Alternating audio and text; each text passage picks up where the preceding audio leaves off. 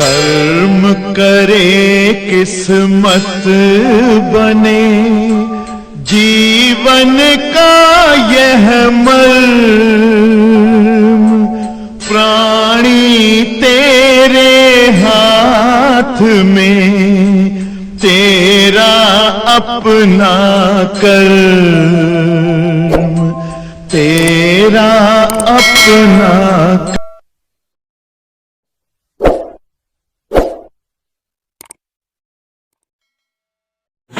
प्यारे बच्चों, 2 साल पेपर पूरा करने की सफलता के पश्चात तीसरे साल पेपर पर हम लोग आ चुके हैं। आपके सामने हमने लिख दिया है अंशाल पेपर भौतिकी का लगवा रहा हूं और वर्ष 2019 चल रहा है और जो अंशाल पेपर हम हल करने जा रहे हैं उसका कोड 346 FJ है और उम्मीद है कि इसी हफ्ते ये खत्म हो जाएगा, क्योंकि अगले हफ्ते से प्रकाश हम लोग पढ़ेंगे, लेकिन थोड़ा कमर कस के पढ़ेंगे, तेज पढ़ाएंगे, देर तक पढ़ाएंगे, जल्दी से खत्म कराएंगे। भैया नमस्ते। और अंशाल पेपर हल करने के लिए करबद्ध निवेदन है कि आप अपनी जो कॉपी बनाए हैं अंशाल की, उस पे क्वेश्चन जरूर नोट किया करिए, ठीक है। तो चलिए हम क्वेश्चन पढ़ते हैं। पहले का सबरीन, पहले का यदि कैपिटल E तथा कैपिटल H, ध्यान दीजिएगा, कैपिटल E तथा कैपिटल H क्रमशः विद्युत क्षेत्र तथा चुंबकीय क्षेत्र की तीव्रता प्रदर्शित करते हैं, तो कैपिटल E बटा कैपिटल H का मात्रक बताओ। तो प्यारे साथियों, थोड़ा सा यहाँ लड़ाई लड़नी है, ध्यान दीजिएगा। 1 का और आपको पहले से बता दे रहे हैं कि ये वाला पेपर थोड़ा टेक्निकल है, कठिन है। E बटा H का मात्रक, याद ध्यान दीजिएगा सभी साथी, E बटा H का मात्रक, जहां पर बच्चों E का मतलब हमारा विद्युत क्षेत्र है और H का मतलब चुंबकीय क्षेत्र है, चुंबकीय क्षेत्र की तीव्रता। तो ध्यान दीजिएगा सभी लोग, E बटा H के बारे में बात कर रहे हैं। E का जो है मात्रक आप जानते हैं, विद्युत क्षेत्र की तीव्रता का मात्रक न्यूटन प्रति कूलम होता है या वोल्ट प्रति मीटर भी होता है। याद आया? तो जो भी कहो वही लिख दे, न्यूटन प्रति कूलम ऐसे। और चुंबकीय क्षेत्र की तीव्रता का मात्रक आप जानते हैं F बराबर I/BL sin थीटा। इस हिसाब से न्यूटन प्रति एम्पियर मीटर, यही होगा कि नहीं हमसे बात कर लो अगर कोई दिक्कत हो तो। न्यूटन कट गया, एम्पियर और मीटर ऊपर चला गया, कूलम्बवा नीचे आ गया। और आगे सभी लोग ध्यान दें, एम्पियर विद्युत धारा का मात्रक है। एम्पियर मतलब होता है कूलम प्रति सेकंड। क्या होता है? कूलम प्रति सेकंड। I बराबर Q अपान T होता है ना बेटा, वहीं से लगा रहा हूं। तो यहाँ कूलम प्रति सेकंड और ये मीटर, नीचे कूलम, तो कूलम से कूलम कट गया, मीटर प्रति सेकंड ये मात्रक आ गया। तो आप समझ गए कि E बटा H का मात्रक क्या होगा? मीटर प्रति सेकंड। दिया है कहीं इसमें? एक बार फिर से देखते हैं कहीं। पर बच्चों ये इसका आंसर E बटा H का आंसर मीटर पर सेकंड होगा, लेकिन ये तब होगा जबकि प्रश्न जो है E को विद्युत क्षेत्र की तीव्रता और H को चुंबकीय क्षेत्र की तीव्रता कहेगा तब। जबकि यहाँ अंशाल पेपर में गलत लिखा हुआ है। गलत क्या लिखा हुआ है? यहाँ जो E को विद्युत क्षेत्र की तीव्रता लिख रहा है ये सही है, लेकिन H को चुंबकीय क्षेत्र तीव्रता जो लिख रहा है गलत है, क्योंकि आपको पूरी किताब में मैंने पढ़ाया है चुंबकीय क्षेत्र तीव्रता कैपिटल B से प्रदर्शित होती है। किससे प्रदर्शित होती है? और यहाँ जो है H जो लिखा हुआ है ये चुंबकन तीव्रता होती है और H का सूत्र होता है B/μ0 - I। क्या सूत्र होता है? B/μ0 - I। और इसका मात्रक जो है बच्चों ये सदिश राशि है, इसका मात्रक एम्पियर प्रति मीटर होता है। सीजीएस पद्धति में इसका मात्रक करेक्टेड होता है। तो यहाँ देखो दूसरा भी आंसर लिख के दिखा रहे हैं। ई को अगर वैद्युत क्षेत्र की तीव्रता समझा जाए, क्या समझा जाए? वैद्युत क्षेत्र की तीव्रता। और एच को क्या समझा जाए? चुंबकन तीव्रता। चुंबकीय क्षेत्र की तीव्रता और चुंबकन तीव्रता दोनों अलग चीजें हैं। चुंबकन तीव्रता, इधर क्लियर। और वैद्युत क्षेत्र तीव्रता का मात्रक जैसे न्यूटन पर कूलाम या वोल्ट प्रति मीटर जो भी होते हैं वो लिखते हैं न्यूटन पर कूलाम, ऐसे लिख दें। और चुंबकन तीव्रता का मात्रक अभी बताया बेटा एम्पियर प्रति मीटर होता है। क्या होता है? एम्पियर प्रति मीटर। और सीजीएस पद्धति मात्रक इसका क्या होता है? अरेस्टेड। तो हम लोग जो है इसका मात्रक जो होता है एम्पियर प्रति मीटर उसका इस्तेमाल करते हैं, एम्पियर प्रति मीटर। कोई डाउट बेटा? अब ऊपर कहा नीचे, नीचे कहा ऊपर, तो न्यूटन मीटर ऊपर हो गया और एम्पियर कूलाम नीचे हो गया। इधर क्लियर? कहीं कोई दिक्कत? ध्यान देते रहिएगा, जहां सुविधा होगी बता देंगे। न्यूटन मीटर को क्या लिखते हैं? जूल। और एम्पियर कूलाम, एम्पियर मतलब कूलाम प्रति सेकंड, लेकिन यहां पर भी जो है वो लाना है ना, एम्पियर माने कूलाम प्रति सेकंड, कुछ कटेगा नहीं। कूलाम का मतलब क्या होता है? कूलाम, न्यूटन मीटर लिखा रहने दे रहे हैं। कूलाम का मतलब एम्पियर के पद में बताओ। देखो Q/T बराबर I होता है, तो ये तिरछा गुणा हो गया एम्पियर सेकंड। क्या हो गया? Ampere second. तब भी तो नहीं आएगा।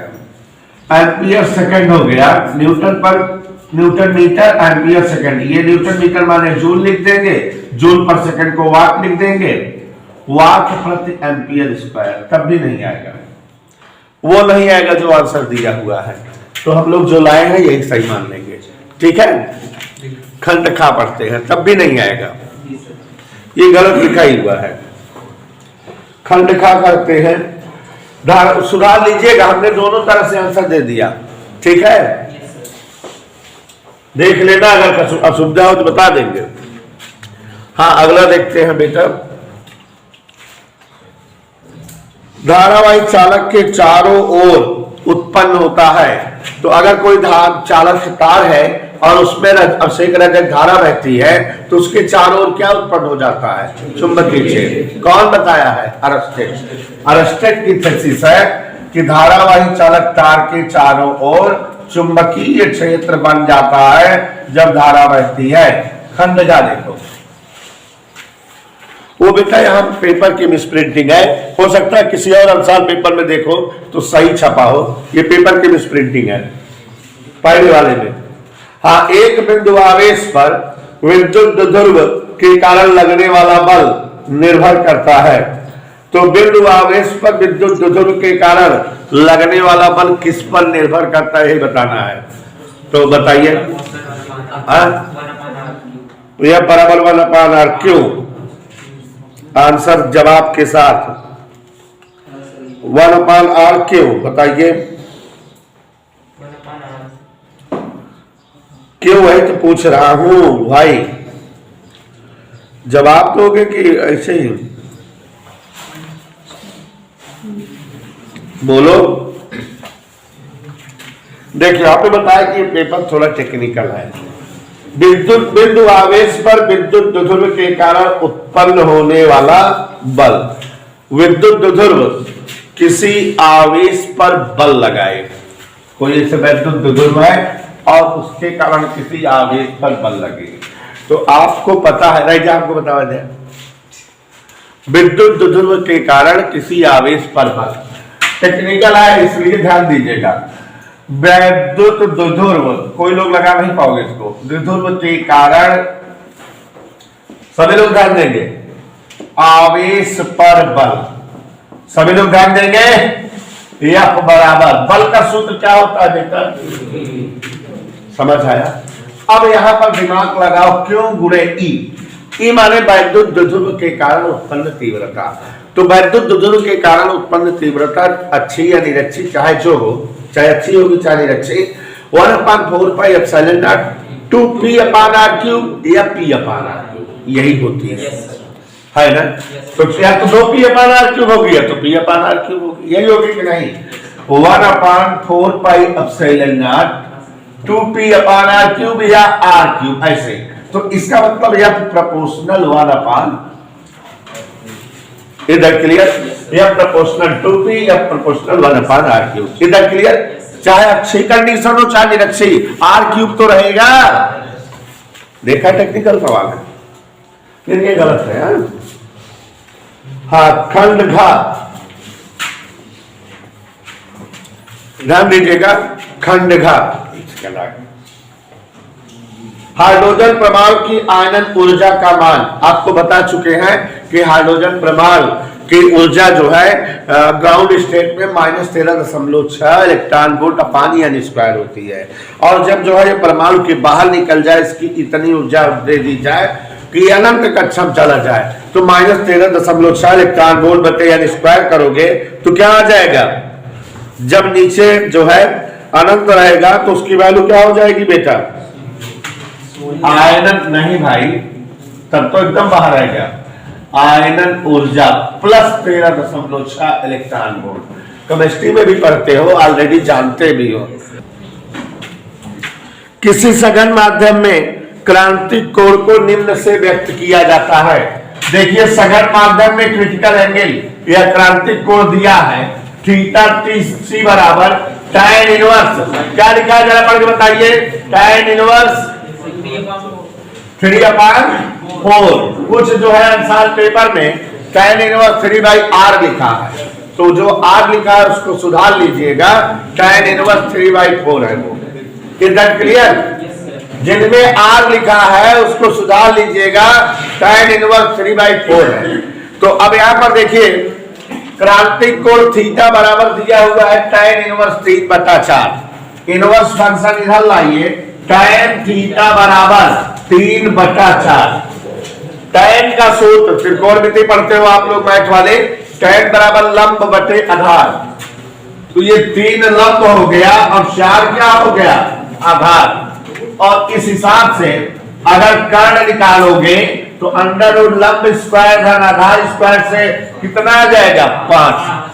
अब हमसे पूछ क्या रहा है क्वेश्चन में, देखो 4 ऑप्शन है। सघन माध्यम का अपवर्तनांक विरल माध्यम के सापेक्ष बताओ, माने विरल माध्यम के सापेक्ष सघन माध्यम का अपवर्तनांक। यहां देखिए, विरल माध्यम के सापेक्ष सघन माध्यम का अपवर्तनांक, सघन माध्यम का अपवर्तनांक। बच्चों, अपवर्तनांक के आप 4 सूत्र पढ़े हैं। एक सूत्र जो है हमने स्नेल के नियम से बताया है, n बराबर sin i बटे sin r। एक सूत्र आपने अपवर्तनांक का पढ़ा हुआ है अपवर्तनांक संबंधित नियम से भी, n बराबर sin i by sin r। एक सूत्र हाइगेंस का द्वितीयक तरंगिका सिद्धांत में पढ़ा है आपने, n बराबर v1 बटे v2। पहले माध्यम में प्रकाश का वेग बटे दूसरे माध्यम का वेग। और एक सूत्र आप क्रांतिक कोण के पदों में पढ़े हैं, विरल माध्यम के सापेक्ष सघन माध्यम का अपवर्तनांक कोसेक IC या कोसेक थीटा होता है। तो यहाँ अपवर्तनांक का सूत्र क्या होता है बेटा, कोसेक थीटा। और आप जानते हैं कोसेक त्रिकोणमिति में क्या होता है, कर्ण बटे लंब। कर्ण बटे लंब को क्या कहते हैं, कोसेक। तो कर्ण कितना है, 5 और लंब कितना है, 3। तो अपवर्तनांक क्या आ गया, 5/3।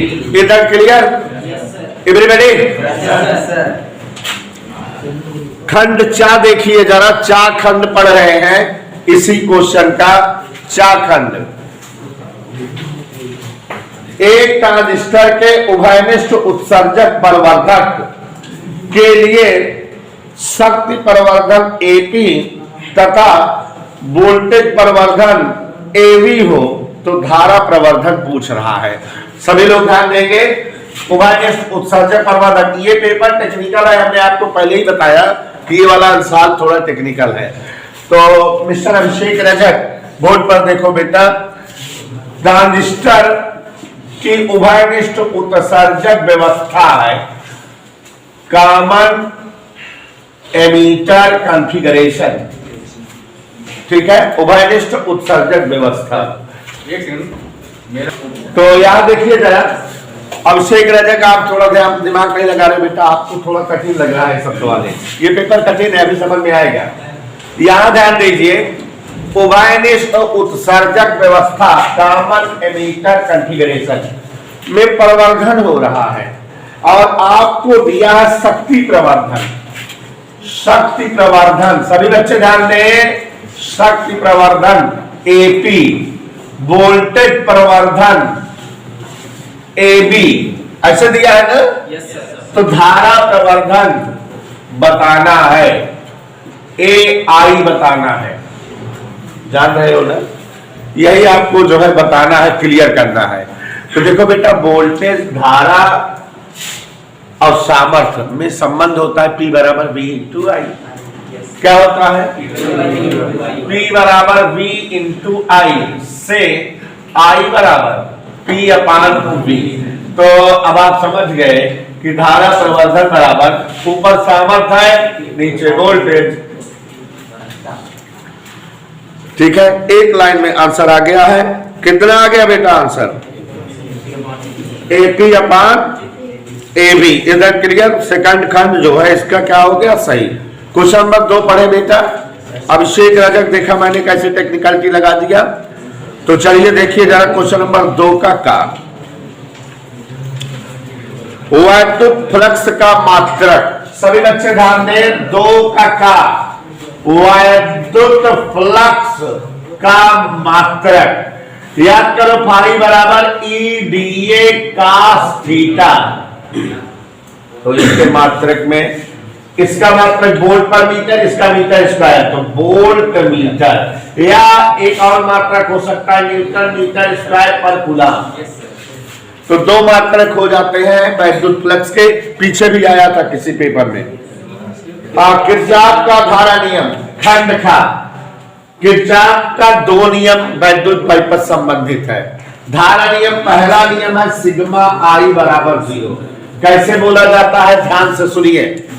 किसी वैद्युत परिपथ में किसी संधि पर मिलने वाली समस्त धाराओं का बीजीय योग 0 होता है, या इसी को दूसरे शब्दों में बोला जाता है, किसी वैद्युत परिपथ में किसी संधि पर आने वाली समस्त धाराओं का कुल योग संधि से दूर जाने वाली धाराओं के कुल योग के समान होता है। तो यह धारा नियम है। अब खंड का देखो बच्चों, हमने आपको याद करिए बताया था किसी जमाने में कि प्रत्यावर्ती धारा की सवाले पाओगे तो लगा लोगे, 3 ही सूत्र, तीनों सूत्र बता दिए हैं। तो क्या पूछ रहा है इसमें, देखो, तैराक प्रतिबाधा का सूत्र बताइए। आपको बता दूं, प्रतिबाधा माने प्रतिरोध, ठीक है। तो एलसीआर परिपथ का परिणामी प्रतिरोध या परिणामी प्रतिबाधा Z बराबर under root XL difference XC whole square plus R square. याद आया? पीछे पेपर में लिखाए थे। एक्सियल क्या है? धारतीय प्रतिघात, प्रेरण प्रतिघात। XC क्या है? धारतीय प्रतिघात। R प्रतिरोध होता, जानते ही हो, यही पीछे बताए थे कि नहीं? उस प्रयोग का नाम लिखिए। खंड हम जो है घा पहुंच गए हैं, यश पाल का नाम लेते लेते। उस प्रयोग का नाम लिखिए जिससे कम ऊर्जा वाले इलेक्ट्रॉन की तरंग प्रकृति सिद्ध होती है। अब बताओ जरा, इलेक्ट्रॉन में तरंग प्रकृति होती है, ये जो है आप कहां से साबित करते हो? हाइगेंसबर्ग सिद्धांत से ये पता लगता है कि इलेक्ट्रॉन जब जो है गति करता है तो उसमें तरंग प्रकृति होती है। हालांकि इसको बाद में जो है मैक्सवेल ने बहुत ज्यादा डिफाइन किया था, लेकिन हम लोग इसको किससे व्यक्त करते हैं? हाइगेंसबर्ग सिद्धांत से। तो लिख लीजिएगा बेटा, कहीं कोई दिक्कत नहीं होनी चाहिए, और असुविधा हो तो हमें बोल दीजिएगा। अच्छा, हाइगेंसबर्ग सिद्धांत के लिए अब आपके कोर्स में नहीं है, एक्स किरण एक चैप्टर पढ़ते थे, तो उसमें डेविसन जर्मर प्रयोग होता था। कौन सा प्रयोग? उसी प्रयोग के आधार पे हाइजेन ने वर्ग सिद्धांत लाया। तो अगर पूछा जाए किस वैज्ञानिक ने लाया तब तो बताओगे, लेकिन इसमें प्रयोग का नाम पूछ रहा है।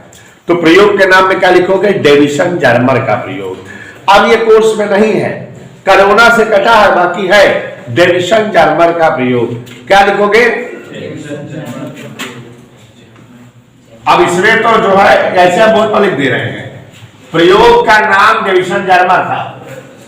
आप किताब में अभी है हेडिंग में, ये कोरोना से कटा हुआ है, लेकिन कोर्स में किताब में है। कौन सा प्रयोग? हाँ, आगे देखो जरा। खंड अंगा, यदि अंग के द्विस्लिक प्रयोग में फ्रिंज की चौड़ाई बीटा हो, द्विस्लिक प्रयोग में फ्रिंज की चौड़ाई W होती है, यह बीटा कह रहा है, कोई दिक्कत नहीं है, समझ रहे हो? डी लैम्डा बटा डी उत्तर आता है, याद आया? संपूर्ण प्रयोग को जल में रख देने से चौड़ाई क्या हो जाएगी? याद करो, इस तरह की सवाल लगाए हो, याद ध्यान दो सभी लोग। हमारे साथ हमारे जो है चाचा यशपाल जी भी हैं, ध्यान दे रहे हैं चाचा जी, तो ध्यान से देखो जरा। फ्रिंज चौड़ाई बीटा बराबर डी लैम्डा बटे डी होता है। पूरे उपकरण को जब जल में डुबा देते हैं, केवल एक चीज बदलती है, उसका नाम है तरंगदैर्घ्य। तो जल में डुबोने पर किसमें? जल में, याद करो सवालें आई थी, डी जल में तरंगदैर्घ्य। जल में तरंगदैर्घ्य का मतलब होता है यहां नीचे यह दिया जाता है। तो अब जो है चौड़ाई क्या हो गई? अपूर्णांक जो है जल का एक से ज्यादा होता है, तो अब चौड़ाई पहले से कम हो गई। क्यों? क्योंकि चौड़ाई हो गई बीटा बटे डी लैम्डा बटे डी को बीटा लिख दिया, नीचे यहां लिखा रहने दिए। तो अगर किसी गिनती को एक से बड़ी गिनती से भाग दोगे तो उसकी वैल्यू कम आएगी, उत्तर कम आएगा। तो पूछ रहा क्या हो जाएगी? तो क्या बोलोगे? चौड़ाई जो है घट जाएगी। क्या हो जाएगी? कम हो जाएगी। Is that clear? तो याद करो, आप पढ़ाए हुए हैं कि नहीं? हाँ, अब अगला जो है क्या है? अब देखो बेटा, संचार व्यवस्था वाले चैप्टर का सवाल है, अब जो कि कोर्स में ही नहीं है, कोरोना नहीं वैसे ही नहीं है, ये संचार व्यवस्था का सवाल है, तो उसको हम जो छोड़ते हैं। खंड 7 से लगवा रहे हैं। कहां की सवाल है वो बेटा? संचार व्यवस्था की, ठीक है, एंटीना वाला है, तो खंड 7 से लगवाते हैं। प्रश्नोत्तर नंबर 3 का खंड 7 पहुंच गए हैं, 2 नंबर वाले क्वेश्चनों में आ गए।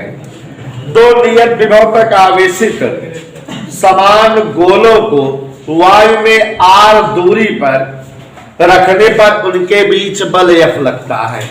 यहां ध्यान दीजिएगा, क्वेश्चन नंबर 3 का खंड है, दो नियत विभव तक आवेशित समान गोलों को, दो समान गोले हैं, सभी लोग नहीं देख रहे हो, एक गोला ये है और एक गोला ये है, समान गोले हैं, सभी बच्चे ध्यान दें। उनके बीच बल F, कितना बल लगता है F? समान विभव तक उन्हें आवेशित किए हैं।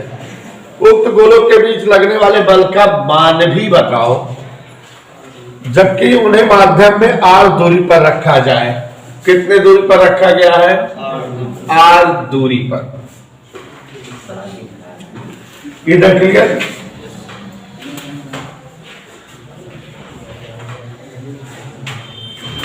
चलिए बल की गणना करिए, इनके बीच जो बल लग रहा है वही बताना है। दो नियत गोले हैं और इन्हें नियत विभव तक आवेशित किया गया है। जब इसे आप आवेशित किए हो और इसे आवेशित किए हो तो निश्चित तौर पे दोनों के बीच क्या लग रहा होगा बेटा? आवेश। जब हम किसी गोले को आवेशित करते हैं तो उसके बीच क्या उत्पन्न हो जाता है? आवेश। नियत विभव तक आवेशित किए हैं, मान लो विरस विभव तक आवेशित किए हैं, तो निश्चित आप विभव तक आवेशित करने के लिए किसी भी जो है चालक पर क्या लगता है? आवेश उत्पन्न होता है। तो कुछ आवेश इस पर उत्पन्न हुआ होगा और कुछ आवेश उस पर उत्पन्न हुआ होगा। मान लेते हैं पहले पर आवेश Q1 है और दूसरे पर आवेश Q2, तो दोनों के बीच बल का सूत्र क्या होगा?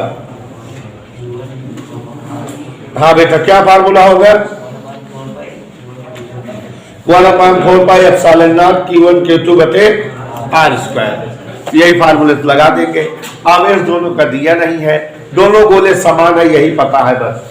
तो देखो जरा, F बराबर 1/4 पाई एप्सिलॉन नॉट मान लेते हैं कि इस पर आवेश कितना है? Q1 और इस पर आवेश कितना है? विभव का सूत्र होता है 1/4πε0 Q/R करके, यही होता है। तो जब दोनों गोले समान है, समान गोले हैं मतलब जो है दोनों में विभव समान होगा, ठीक है, विभव क्या होगा? दोनों में समान होगा और इसलिए दोनों पर आवेश समान होगा, ठीक। और आवेश मान लेते कितना है? Q। तो 1/4πε0 Q इंटू Q/R², यही फार्मूला होगा 1/4πε0 Q²/R², जहां Q गोलों पर आवेश है, गोलों पर उत्पन्न आवेश है। इसकी वैल्यू नहीं दिया हुआ है, नहीं तो निकाल देते हैं। इधर क्लियर? यहाँ के लिखेंगे जरूरी, क्योंकि परावैद्युतांक दिया है, के परावैद्युतांक वाले माध्यम में रखे गए हैं। समझ आए बेटा? खंड खा देखो जरा, एक लेंस की क्षमता -5 डायोप्टर है। सभी लोग ध्यान देंगे, लेंस की क्षमता कितनी दिया है? -5 डायोप्टर। फोकस दूरी बराबर होता है 100/P, और इससे जो है 100/P की जगह -5 रखेंगे तो -20 सेमी, मतलब 20 सेमी का अवतल लेंस बनेगा। 20/600, इतना समझ में आया? अब कह रहा है कि इसके फोकस पर रखी वस्तु के प्रतिबिंब की स्थिति किरण आरेख द्वारा स्पष्ट करिए और चित्र भी बनाइए। तो देखो जरा, ये हमारा कौन सा लेंस है? अवतल लेंस है। और आप जो है ध्यान से देखिएगा, ये इसका प्रकाशिक केंद्र है, ये इस तरह से। याद आया? कोई डाउट? किसी को सुविधा तो नहीं है? समझ आ रहा है पक्का पक्का?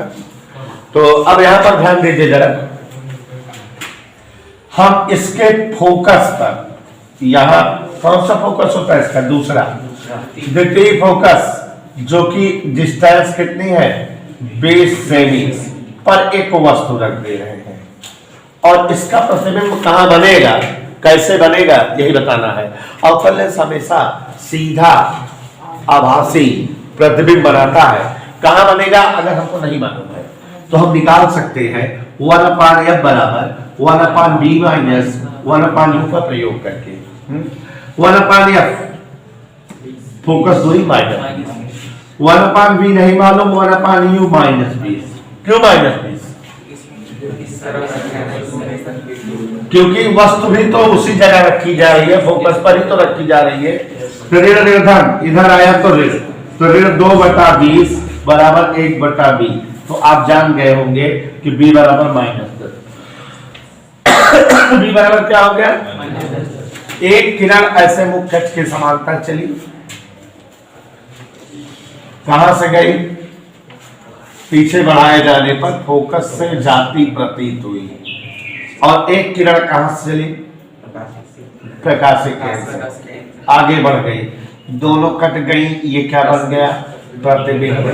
A डैश B डैश, और कितनी दूरी पर? 10। इधर क्लियर? तो चित्र भी बना दिए और आपको बता भी दिए कि प्रतिबिंब की प्रकृति पूछ रहा है, तो प्रतिबिंब जो है चित्र बना हुआ है सीधा आभासी। Any doubt? प्रश्नोत्तर नंबर 3 का गा 346 FJ चल रहा है। हाँ ए बच्चों, 3 का गा दिए गए विद्युत परिपथ की सहायता से परिपथ में धारा तथा A व B के बीच विभवांतर बताओ। तो सभी बच्चे ध्यान देंगे, सवाल नंबर 3 का गा खंड, प्रश्नोत्तर नंबर 3 का गा खंड यही चल रहा है। एक चित्र बना है प्यारे साथियों, ABCD एक चतुर्भुज बना है। देखो इस अभ्यास की सारी सवालें टेक्निकल है, इसलिए ध्यान दो। इस अंशाल पेपर के सभी सवालें टेक्निकल है। ABCD। अरे भाई ध्यान दीजिए, बहुत बोल रहे हैं। एक सेल है 12 वोल्ट का, एक सेल लगा है 12 वोल्ट का, और इसके साथ प्रतिरोध है 12 ओम का। सभी लोग ध्यान दें, एक सेल लगा है 10 वोल्ट का और इसके साथ प्रतिरोध है 6 ओम का। ये बच्चों एक चित्र दिया हुआ है, आपको इस परिपथ में बहने वाली धारा बतानी है और साथ ही साथ विभवांतर भी बताना है आपको।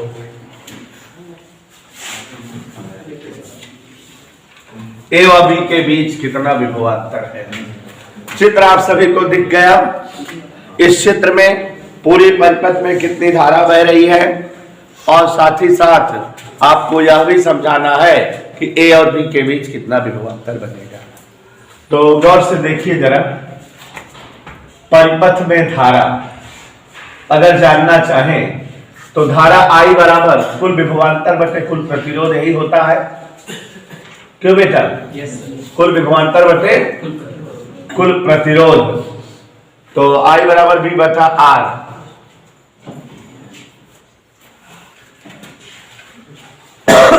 कुल धारा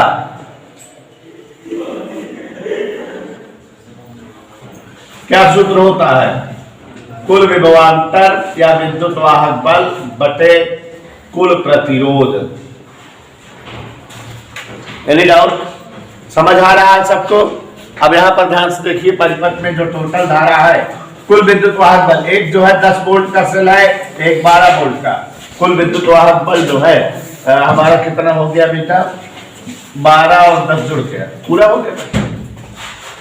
तो पूरा हो गया। कुल प्रतिरोध, ये दोनों श्रेणी क्रम में है। श्रेणी क्रम में तुल्य प्रतिरोध 6 धन 12। अब आप इसको हल करिए, 12 और 10, 12 और 6 18, 2 से काट दीजिए, 11/9 एम्पियर। तो परिपथ में धारा कितनी बह रही है?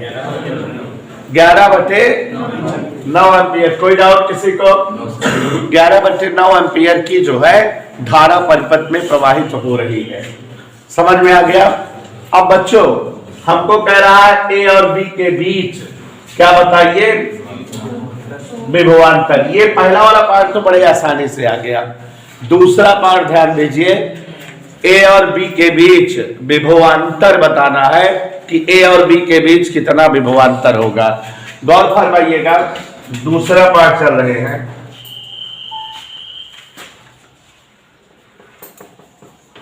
टेक्निकल है सवाल, थोड़ा सा हमने आपको बता दिया पहले ही। ये तो समझ में आ गया, धारा पता लग गई। अब बच्चों ए और बी के बीच विभवांतर, इन दोनों के बीच विभवांतर बताना है।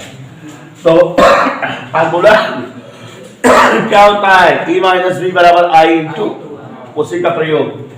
तो E माइनस बी बराबर I इंटू R से। गौर से देखो, E की जगह यहां A और B के बीच 12, V नहीं मालूम, I हमने पता लगाया है 11/9, और R मतलब ये जो सेल के साथ प्रतिरोध है। इधर क्लियर? तो ध्यान देते रहिएगा, B बराबर इधर तो इधर 12 माइनस 11/9 गुणे 12। ध्यान दीजिएगा, इधर 3 त्रिके 3 चौको, तो 12 माइनस 44/3। नहीं मानो, 12 तिहाई 36 44 गए। क्या समझ आया? तो जो है विश्वास रखा करो सिद्धार्थ अर्जुन सर के ऊपर, उत्तर देखने की हमेशा जरूरत पड़ी रहती तुमको। चलो खंड घा। अरे बेटवा कहा जगह कहना लगवाए हो साल।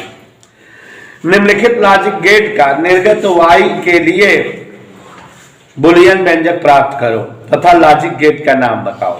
तो 2 चित्र है, अपने आप देख रहे हो। पहला वाला जो चित्र है वो इस तरह से है। सभी बच्चे ध्यान दें, हमारा 2 लॉजिक गेट है। ये ऐसे तैसे, ये पहला है ऐसे, ये जैसे कैसे। आपको क्या बताना है? बुलियन व्यंजक। तो आप अपने आप देख के बताओ ये कौन सा गेट है? तो एंड गेट का A and B equals Y Boolean व्यंजक होगा और उत्तर एंड गेट है। 8वां वाला प्रश्न देखो, फर्जी में 1 नंबर मिल गया कि नहीं? कै नंबर का? मोरी माई 2 नंबर लिया, 2 नंबर मिल गया। देखा 8वां वाला। अब इसको भी देख लिए हो गया, पहचान गए होगे कौन सा गेट है। कबो कबो ध्यान दे रहा जया, ये ऐसे गोली बने थी लाल हो जाए। तो ये कौन सा गेट है? Are get. बुलियन व्यंजक क्या होगा? ए आर, अरे चिंटू कहां गए? पलक कहां से आ गया? A or B equals Y. अकेले हैरान बुद्धि पर भरी जैसा जैसा करी। तो ये बच्चों इसका जवाब हो गया। नोट करो। हाँ बच्चों 4 पहुंच गए। प्रश्नोत्तर नंबर 4 सभी लोग ध्यान दें। 4 का खंड हम पढ़ रहे हैं और कोई बोलेगा तो मैं पीट दूंगा, ठीक है। प्रश्न नंबर 4, 25 मेगाहर्ट्ज आवृत्ति की एक समतल विद्युत तरंग, विद्युत चुंबकीय तरंग। देखो बेटा आपको बता देना चाहूंगा कि ये विद्युत चुंबकीय तरंग पाठ के सवाले हैं, आउट ऑफ कोर्स है, कोरोना से बताए हुए हैं। लेकिन हमने आपको इसमें एक दिन एक सूत्र बताया था E/V बराबर C, और बताया था कि इसी पर सवाले आती हैं, लग जाती हैं। तो अगर देख रहे हैं उस तरह की हो तुरंत लग जाएगी। 25 मेगाहर्ट्ज आवृत्ति की समतल विद्युत चुंबकीय तरंग निर्वात में वाई दिशा के अनुदिश गतिमान है। बिंदु P पर विद्युत क्षेत्र दिया हुआ है। इस बिंदु पर ज्ञात करो चुंबकीय क्षेत्र। आप जानते हो E/V बराबर C, तुरंत आ जाएगा। देखो इधर क्या नाम है सबका? क्वेश्चन नंबर 4 का ध्यान दो। विद्युत क्षेत्र कितना दिया देख के बताओ? 8 वोल्ट प्रति मीटर। क्या पूछ रहा है? चुंबकीय क्षेत्र। भाई क्या नाम है तुम्हारा? रैदास। यहाँ देखो सूत्र बताए थे E/V, चुंबकीय क्षेत्र और विद्युत क्षेत्र की तीव्रता का अनुपात C होता है। ये विद्युत चुंबकीय तरंग में केवल एक ही जो है सूत्र है विद्युत चुंबकीय तरंग में। इस पर सवाल अक्सर पूछी जाती थी। भाई देखो पीछे भी पेपर में पढ़ाए थे किसी में से, हमको B चाहिए। B मतलब E/C। E का जगह 8.4, C का जगह 3 × 10 की घात 8, 3 से भाग दे दो, 2.8 × 10 की घात -8 वेबर प्रति वर्ग मीटर या टेस्ला, चाहे जो लिख दो। तो ये आ गया चुंबकीय क्षेत्र की तीव्रता। क्या नाम है तुम्हारा? सिरताज। आ गया कि नहीं आंसर? फिर कह रहा है तरंग की तरंगदैर्घ्य बताओ। क्या पूछ रहा है बेटा? तरंगदैर्घ्य। तरंगदैर्घ्य देखो आवृत्ति दिया है, तरंगदैर्घ्य अपने आप आ जाएगी, अपने आप समझो जरा। C बराबर न्यू लेम्डा, नहीं जानते हो तो लेम्डा बराबर C/न्यू। कोई डाउट? C की जगह न्यू वाले फ्रीक्वेंसी। देखो आवृत्ति दिया, देखो 25 मेगाहर्ट्ज। देखो दिया है कि नहीं? कितना दिया है? 25 × 10 की घात 6। क्या कहा बताओ? अब यहां पर देखो 8 में 6 गए, हमसे कहो ये 300 हो गया। 325 से भाग दे दो 12 बन जाएगा 12 मीटर। That's it. चैप्टर पढ़े नहीं हो लेकिन कर सकते हो, ठीक है। तो विद्युत चुंबकीय तरंग के सवाल थी, लगा दिए। मान लो कोई टीचर पुराना हो और न समझ पाए कि कोर्स फैन नहीं दे दे, कटवा तो पाओगे नहीं आप पेपर से, तो सीखे रहो, लगा लो। ठीक, कोरोना है कोरोना। 4 कक्षा ध्यान दीजिएगा, सब टेक्निकल सवाल हैं। यशपाल, एक आवेशित संधारित्र को बैटरी से अलग कर दिया गया। हम आपको कई बार बताए थे पढ़ाते समय कि जब बैटरी से जोड़ो संधारित्र को और बैटरी हटा दो तो इसका मतलब जो उस पर चार्ज आ गया वो फिक्स हो गया है, उसका मान नहीं बदलना है। यदि संधारित्र के प्लेटों के बीच एक के परावैद्युत का स्लैब प्रवेश कराया जाता है तो निम्नलिखित में क्या? अब अगर संधारित्र के प्लेटों के बीच कोई परावैद्युत पट्टी रख दी जाए, तो आप जान रहे हो क्या बदलेगा, अपने आप जान लो बिना जो है आगे देखे। सबसे पहली चीज तो जब संधारित्र की प्लेटों के बीच कोई परावैद्युत पट्टी रखते हैं तो धारिता बढ़ जाती है। क्या बढ़ जाती है? और जो है जब धारिता बढ़ जाती है Q बराबर CB, Q बराबर Q फिक्स है, C बढ़ गई तो B घट जाएगा, माने विभवांतर कम हो जाएगा और वैद्युत क्षेत्र की तीव्रता भी कम हो जाएगी। याद करो परावैद्युत का प्रभाव एक हेडिंग पढ़ाए थे समांतर प्लेट संधारित्र में। समांतर प्लेट संधारित्र की प्लेटों के बीच जो कोई परावैद्युत पट्टी रखी जाती है तो परावैद्युत प्लेटों के बीच का तीव्रता घट जाती है, विभव घट जाती है, इसलिए धारिता बढ़ जाती है और आवेश रखने की संभावना बढ़ जाती है। यही सब तो था। तो अब यहां पर देखो जरा क्या क्या बातें हैं।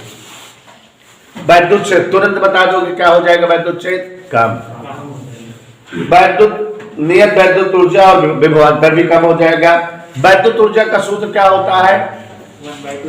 यहाँ Q फिक्स हो गया है, हाफ QV। मान लें अगर वैद्युत ऊर्जा का सूत्र हाफ QV, ठीक, तो V तो कम हो गया तो ऊर्जा भी कम हो जाएगी। और बस तीन चीज पूछा है तो देखो बता दे रहे हैं। 4 का कौन खंड है?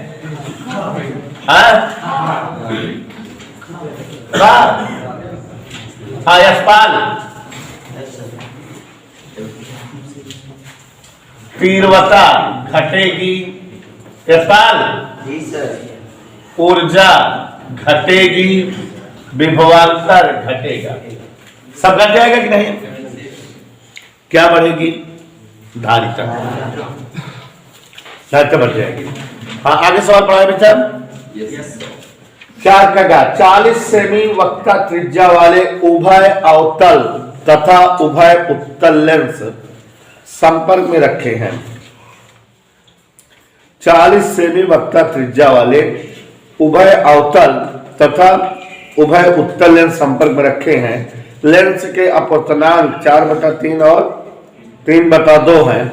संयुक्त लेंस से 45 सेमी दूरी पर रखी वस्तु के प्रतिबिंब की स्थिति व प्रकृति बताओ। यही है ना? तो देखो जरा, बहुत मजेदार सवाल आ गई है लेकिन आप सब लोग ध्यान नहीं देंगे। हमको कह रहा है कि 40 सेमी वक्ता त्रिज्या वाले उभय अवतल और उभय उत्तल लेंस हैं। तो दो लेंस हैं, एक उभय अवतल है और एक उभय उत्तल है। तो इनकी वक्ता त्रिज्या 40 सेमी है, यानी दोनों पृष्ठों की त्रिज्याएं 40 है। तो पहले इनकी फोकस दूरी निकाल लें। क्या निकाल लें? क्या निकाल लें? तो देखो इधर सिरताज पहला लेंस 1/f1, ध्यान नहीं ध्यान दोगे। सूत्र होता है n-1। क्या n कितना है? पहले लेंस का अपवर्तनांक 4/3 -1, फिर 1/r1। एक लाइन में सूत्र लिख दिखा रहा है जिसमें भी सही हुआ n-1 1/r1 -1/r2। अब सिरताज बतावा n की जगह क्या लिखी, और सिरताज बताओ तेरे दिमाग से r1 की जगह 40 और R2 जगह माइनस। देखा पहली चीज तो जान लिया। अब इस काटन के हम लगा लेते 40 सेमी वक्ता त्रिज्या वाले उभय अवतल लेंस। क्या ध्यान दो, अवतल लेंस ऐसे बनता है, गौर से देखो। अब इनके समझ में आए, ठीक। तो ये पहला पृष्ठ है, पहले पृष्ठ की वक्ता इस साइड होगी तो ये -40 होगा।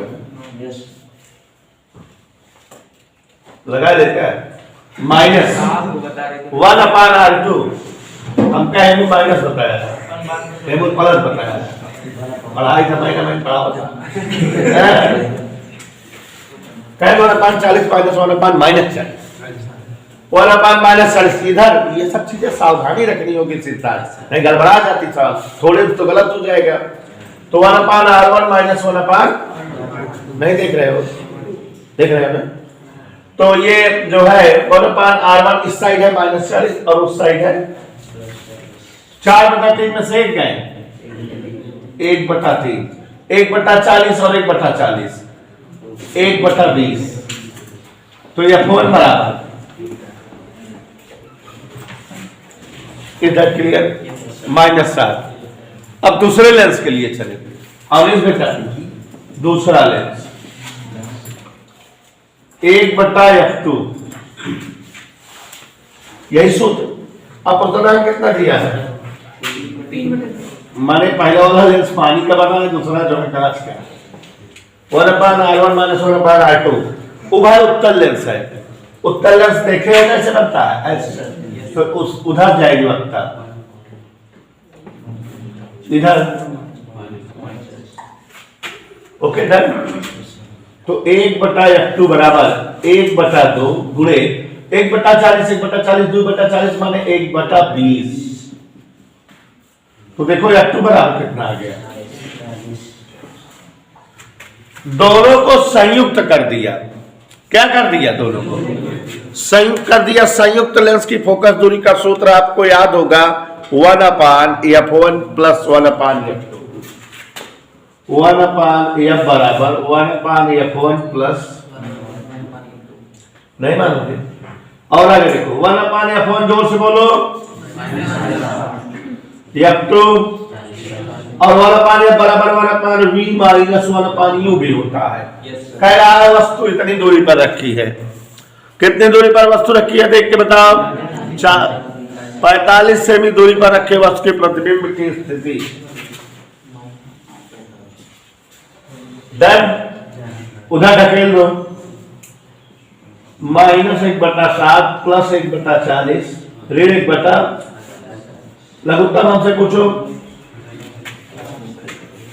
60, 45 दूनी 90, 45 चौका 180, 180 360,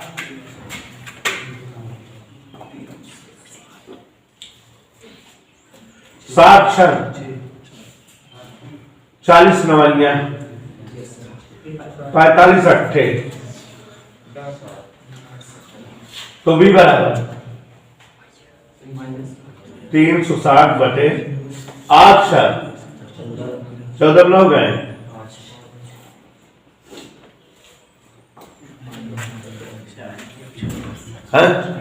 माने 72 सेंटीमीटर का प्रतिबिंब जो है संयुक्त लेंस से प्राप्त होगा। और जो है अगर संयुक्त लेंस अवतल हो, भी देखो 3 प्लस है, माने उल्टा प्रतिबिंब बनेगा, वास्तविक और उल्टा।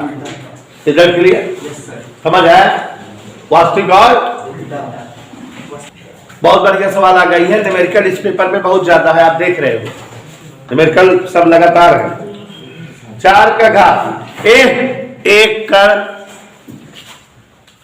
इलेक्ट्रॉन की अपेक्षा 3 गुना अधिक चाल से गति कर रहा है। कोई कण है जिसकी चाल इलेक्ट्रॉन के चाल की 3 टाइम्स है। इस कण की द्विपरागली तरंगदैर्घ्य इलेक्ट्रॉन की द्विपरागली तरंगदैर्घ्य से अनुपात कितना है? कण का द्रव्यमान ज्ञात करो। तो बेटा द्रव्यमान और वेग की बात है। द्विपरागली तरंगदैर्घ्य जो है का फार्मूला आप जानते हो, लैम्डा बराबर h/t ना। इधर देखिए 4 का घात, सभी लोग देखे जरा।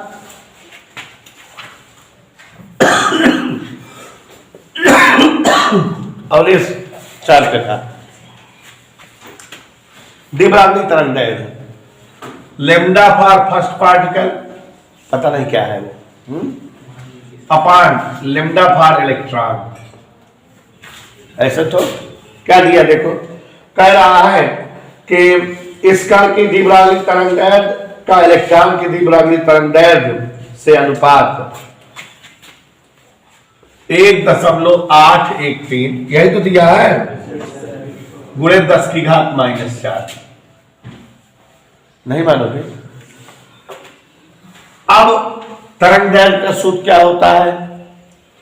लैम्डा बराबर h/p, p first, h/p electron 1.813 गुणे 10 घात -4।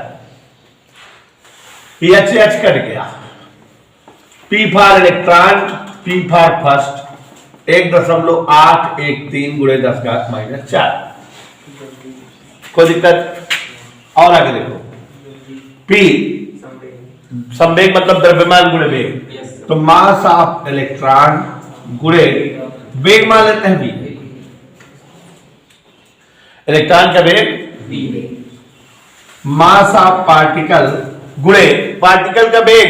देखो कह रहा है कि वो इलेक्ट्रॉन से 3 गुना ज्यादा चार्ज है, 1.813 गुणे 10⁻⁴। बेटा नेहा तुम तो पहले जानकार थी, v से v कट कर दोगे ना। हमको इस पार्टिकल का मास चाहिए, m फर्स्ट। तो मास ऑफ इलेक्ट्रॉन ऊपर है बटे 3 भी है, ये यहां कर दे, ये यहां। कोई डाउट? कैसे किए? मास को उधर ले गए, इसको यहां ले गए, ठीक है। इलेक्ट्रॉन का मास 9 गुणे 10⁻⁻, यहां 18 त्रिक 54। क्या डाउट है? 10⁻31 में 4 गए, एक का भाग दे दे 5.4, 90 90/54, 45/27। ना समझे?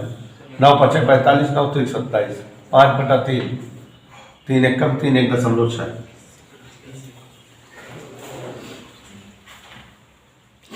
ना समझे? भाग ना समझे? जाए तो 1.6 बार गया, ठीक है।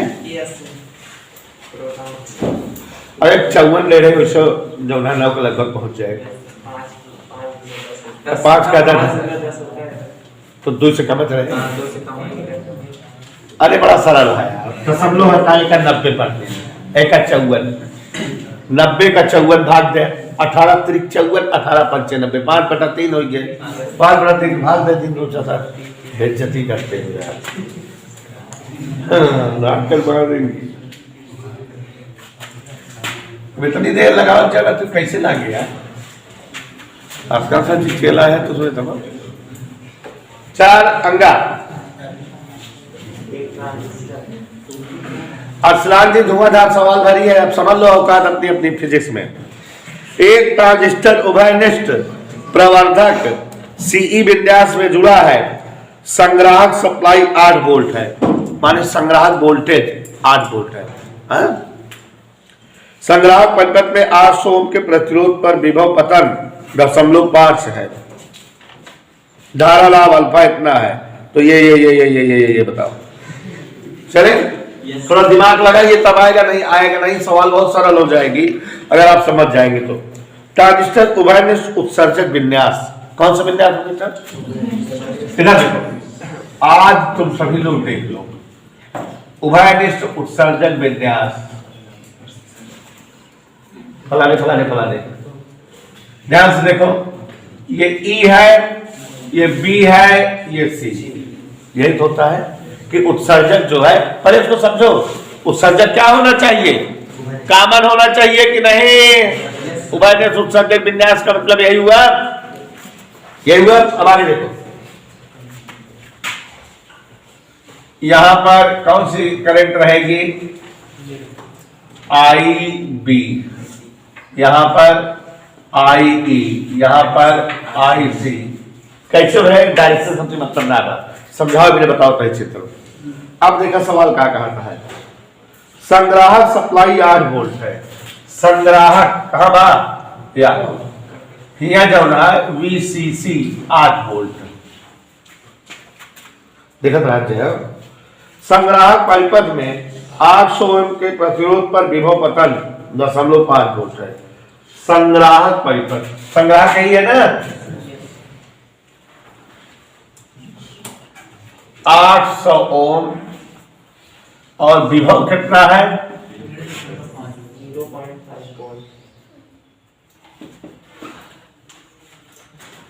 यदि धारा लाभ, हाँ तो बताइए, IC बताइए, संग्राहक धारा, बीटा बताइए, IB बताइए। चले, इतना चीजें पूछ रहा है। आप सभी लोग ध्यान दो कि हमने आपको बताया था बेटा कि अब हम लोगों के कोर्स में केवल उभयनिष्ठ उत्सर्जक विन्यास व्यवस्था है। कोर्स में केवल क्या है बेटा? उभयनिष्ठ उत्सर्जक विन्यास। नीचे सवाल है, पहले जो है उभयनिष्ठ आधार व्यवस्था रहती थी, आधार प्रवर्धक, लेकिन अब क्या है? उभयनिष्ठ उत्सर्जक प्रवर्धक। और जब आधार विन्यास व्यवस्था रहती थी, इधर देखो, ऐसे ऐसे ऐसे ऐसे, ये ई, ये बी, ये सी, ऐसे होता था। तब धारा लाभ अल्फा से लिखा जाता था, और अब जो धारा लाभ है बीटा से लिखा जाता है। तो धारा लाभ दिया है माने ये पीछे वाले पुराने समय के सवाल हो गई, ठीक। तो उभयनिष्ठ आधार व्यवस्था के लिए जो है धारा लाभ दिया, नहीं तो अभी वाला सूत्र लगाने लगो, गलत हो जाएगा। तो अल्फा बराबर 0.96 से धारा लाभ, अल्फा धारा लाभ है, बीटा भी धारा लाभ है, लेकिन अल्फा जो है उभयनिष्ठ आधार व्यवस्था का धारा लाभ होता है, और बीटा क्या होता है? उभयनिष्ठ उत्सर्जक व्यवस्था का धारा लाभ। तो उभयनिष्ठ आधार व्यवस्था धारा लाभ में, धारा लाभ कोई भी लाभ का सूत्र हमने बताया था, आउटपुट बटे इनपुट। लाभ का मतलब, तो यहाँ आउटपुट क्या है? सी वाला, और इनपुट क्या है? ई वाला। माने ये आई सी बटा आई ई, यही रहेगा। और इधर कितना है? 0.96। इधर क्लियर? बात समझ में आई? तिरछा गुणा कर दो, आई सी बराबर 0.96 आई ई। कोई दिक्कत? बात समझ में आ रही बेटा? और आईसी निकाल सकते हो। आईसी निकालने के लिए एक टेक्निक दिया है। यहां पर देखो, ये आईसी धारा है, ये आर है और ये बी है। 800 ओम के प्रतिरोध पर 0.5 वोल्ट का विभव पतन होता है, यही कहा है ना। देखो क्या कह रहा है कि संग्राहक परिपथ में, माने सी वाले में 800 ओम के प्रतिरोध पर विभव पतन 0.5 वोल्ट है। 800 ओम के प्रतिरोध पर विभव पतन कितना हो जाता है? तो अब बताओ क्या हो जाएगा? आई बराबर बी बटा आर, 0.5 बटे 800। इधर क्लियर? दशमलव हटा दो, 1 बटा 1600, दशमलव टाइम 0 बढ़ेगा, 16 ये कौन सी धारा आ गई? आई सी। अब यहां पर जो है 1 बटा 1600 बराबर 0.96 आई ई से आई ई बराबर, ये इधर आ जाएगी, नीचे नीचे आ जाएगी ना। अब देखो सार्थक मान रहे हैं, जब ये नीचे जाएगी तो ये 2 जीरो खा जाएगी, और ये ऐसे नीचे आई 1600 गुणे 0.96, दशमलव का ऊपर 2 जीरो बढ़ा, दोनों जीरो कट गया, 16 गुणे 96 कितना हो जाएगा?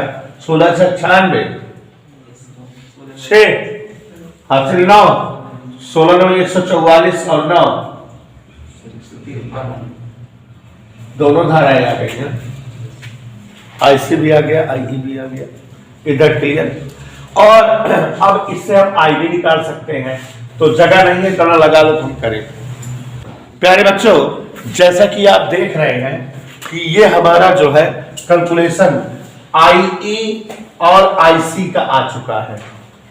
अब हम जानते हैं आईई बराबर आईबी प्लस आईसी, ये जानते हैं कि नहीं? हम ये जानते हैं। इसका प्रयोग करें और आईबी जानना चाहें तो आईई माइनस आईसी, और आईई का मान बताओ 1 बटा 1536, आईसी का मान 1 बटा 1600, ये आया। कैलकुलेशन करिए बेटा, 1536 का मतलब 16 गुणे 96 था ना, यहाँ 16 गुणे 100 है, तो 16 गुणे 96 गुणे 100 निकल लघुत्तम हो गया। अरे 16 गुणे 96 है, 16 गुणे 100, 16 का मान आएगा 96 और 100 गुणा लिख लीजिए, और चाहे तो 96 100 के एलसीएम लग गई थी, लेकिन हम डायरेक्ट 1536 कर दिए, 100 एक कम 1600 कर गया, कितना स्टाइल है ना। 16 गुणे 96 गुणे 100। अब बच्चों ध्यान देना, 4 से इसको काट देंगे, 4 चौक 16, 4 से इसमें गुणा करेंगे तो 4 छक 24, 4 9 36 2, ये आ गया आईबी का मान। किसका मान? आईबी का मान पूछ रहा था। किसका मान पूछ रहा था? अब आप अगर आंसर देखो तो किसी को साल करके लिखे रहता था, ठीक है। हाँ, अब देखो और एक चीज पूछ रहा है, बीटा। बीटा माने धारा लाभ, लेकिन इस कंडीशन के लिए तो यहाँ आउटपुट ये है, इनपुट ये है। चित्र देखो, बताओ क्या होगा? आईसी बसा आईबी। ऐसे ही तो निकालना सूत्र बताए थे बचपन में, भूल गए हो ट्रांजिस्टर। आईसी कहाँ है? आईसी आईबी, तो देखो दोनों जीरो कट गया, 384 बटा 16, 16 दूनी 32, 16 चौको 64।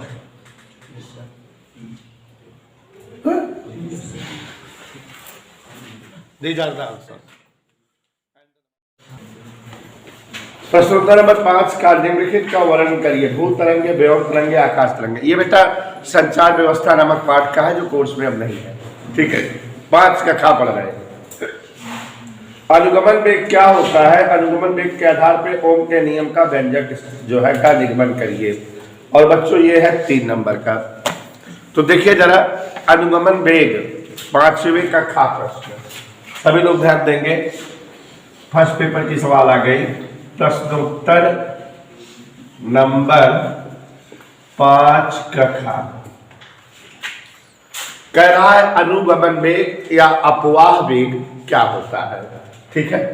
तो किसी धातु की प्लेट, कोई धातु की प्लेट हो कि जो स्थिर आयन है के बीच मुक्त इलेक्ट्रॉन स्थिर आयनों से लगातार टकराते हुए गति करते हैं, ठीक।